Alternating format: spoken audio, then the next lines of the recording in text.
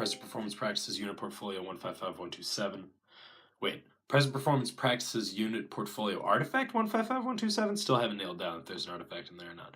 Anyway, welcome back to the vlog, guys. Today, we're going to talk about skateboarding, actually.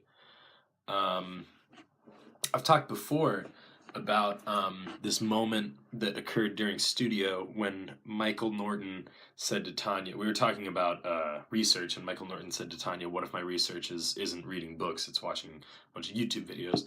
And Tanya was like, well, my glasses are kind of dirty. And Tanya was like, well, if that's your research, then that's your research, and you should do it in the same, with the same kind of conviction and whatever that the same kind of sort of method type thing that you, maybe methodology, who knows, but the same type of thing type of field that you read books with.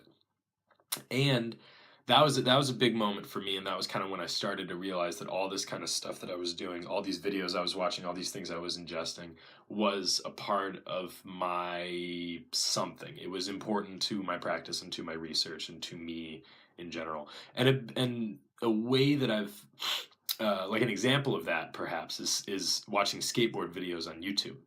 I started watching a bunch of skateboard videos on YouTube recently, and at first I didn't really know why. An experience that I talked about, you and I talked in my tutorial about how there's sort of a difference between data collection when doing this kind of stuff and research. And I think at first I was just doing data collection. I was like, wow, this skateboard videos are really interesting. I should be watching a bunch of skateboard videos. And so I watched a bunch of skateboard videos.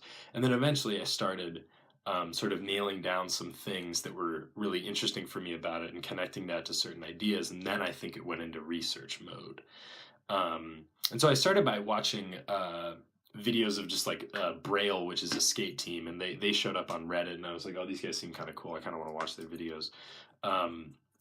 But they did a video with a guy named Jason Park, and I started watching some of Jason Park's videos, and hopefully I'll be able to like get some of his video in here or something. But I was watching some of his videos, and his way of skating kind of reminded me of Richie Jackson, and this Japanese skateboarder named Gu Miyagi.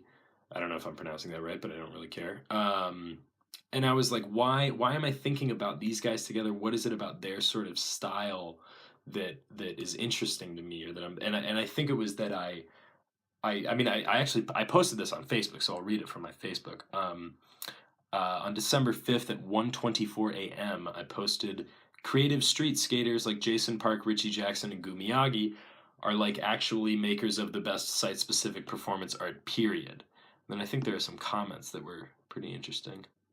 Yeah, I said getting a master's in performance, chapter 7, the late night YouTube and Bourbon Chronicles. But seriously, somebody explained to me how shit like the following cannot be read as a series of site-specific micro-performances. But I mean, I don't know. Essentially, I noted that there was this quality of skateboarding, of some skateboarding, that for me was very, very similar to like site-specific performance, in that it was using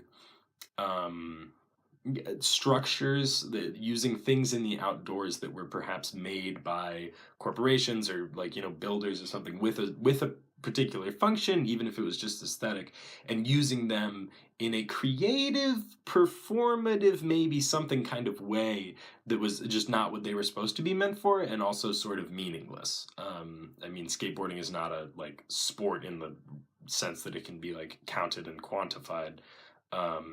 So and then I started to seek out videos of skaters who were doing things like this to kind of just examine this like site-specific performance aspect of skateboarding a little bit more.